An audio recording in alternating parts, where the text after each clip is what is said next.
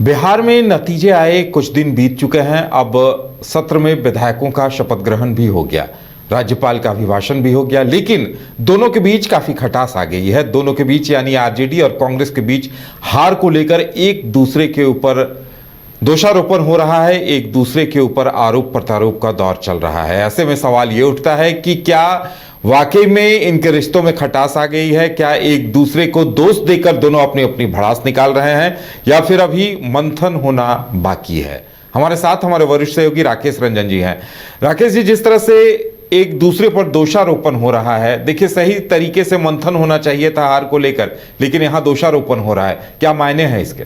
या देखिए, ऐसा लगता है कि आरजेडी और कांग्रेस के बीच दूरियां जो है वो बढ़ते हुए दिख रही हैं। खास करके कुछ बयान इस तरह के आए हैं, और दोनों ही प्रदेश अध्यक्ष के बयान को देखिए, चाहे आरजेडी के मंगनी लाल मंडल जी जो प्रदेश अध्यक्ष हैं उनके बयान को देखिए, या राजेश राम जो कि कांग्रेस के प्रदेश अध्यक्ष हैं उनके बयान को देखिए, तो ऐसा लगता है कि दूरियां बढ़ रही हैं। देखिए, जब चर्चा हुई थी और दिल्ली में बैठक हुई थी बिहार कांग्रेस की हार की समीक्षा के लिए, तो वहां से ये बातें निकली थी कि जो ग्राउंड वर्कर्स हैं कांग्रेस के, उनको लगता है कि आरजेडी के साथ गठबंधन करना उनके हित में नहीं है और उनकी हार की एक वजह है।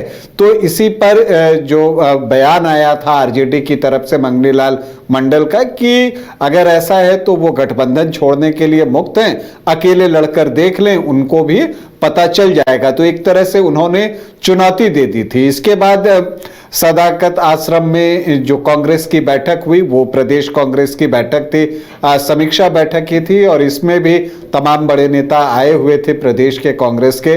तो यहां से भी जो बातें निकल रही हैं, चूंकि राजेश राम ने जब ये कहा कि देखिए, जो जब गठबंधन को लेकर सवाल पूछा गया तो उन्होंने कहा कि देखिए, गठबंधन तो चुनाव के लिए होता है ना।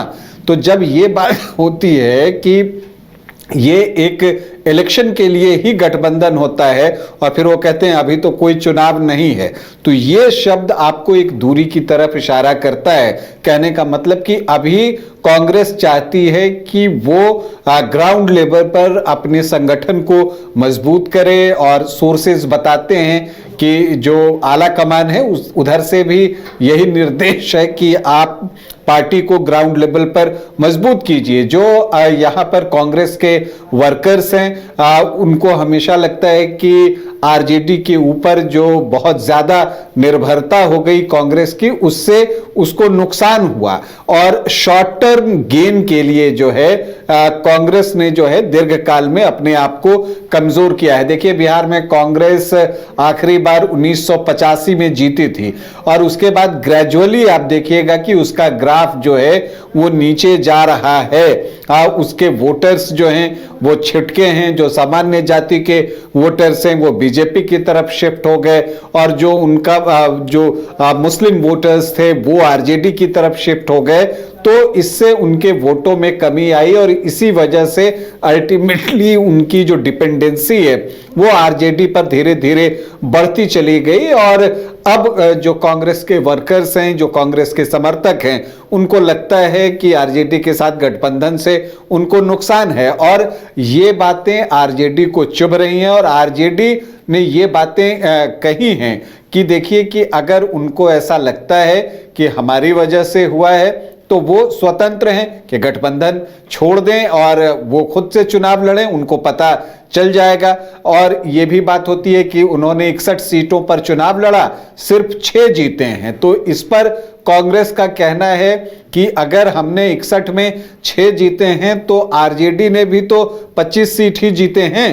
तो ये जो है, ऐसा नहीं है कि हम हारे हैं तो वो जीत गए हैं, वो भी हारे हैं, हम कलेक्टिवली जो है वो हारे हैं। इस हार की जिम्मेदारी सामूहिक होनी चाहिए। तो अब जब आपस में इस तरह के बयान सार्वजनिक मंचों के जरिए हो, तो ये बताता है कि यहां पर एक खटास तो जरूर आ गया है, नहीं तो गठबंधन की एक बैठक के द्वारा ऐसी चीजों को शॉर्ट आउट किया जा सकता था। तो अब देखना है आने वाले समय में, चूंकि अगर आप इस बार विपक्ष कमजोर जान पड़ता है, क्योंकि बहुत ज्यादा सीटें उनके पास है नहीं, 25 आरजेडी के पास 6, कांग्रेस के पास और बाकी 4 सीटें हैं, जिसमें कि आईपी गुप्ता की पार्टी है, भाकपा माले की के 2 सीट हैं और एक माकपा के विधायक हैं। तो यही 35 विधायक हैं। अगर आपस में कोऑर्डिनेशन नहीं हुआ और अगर गठबंधन जैसी बात नहीं रही, सभी अपनी अपनी तरह से इंडिविजुअल चलें, तो मुश्किलें और भी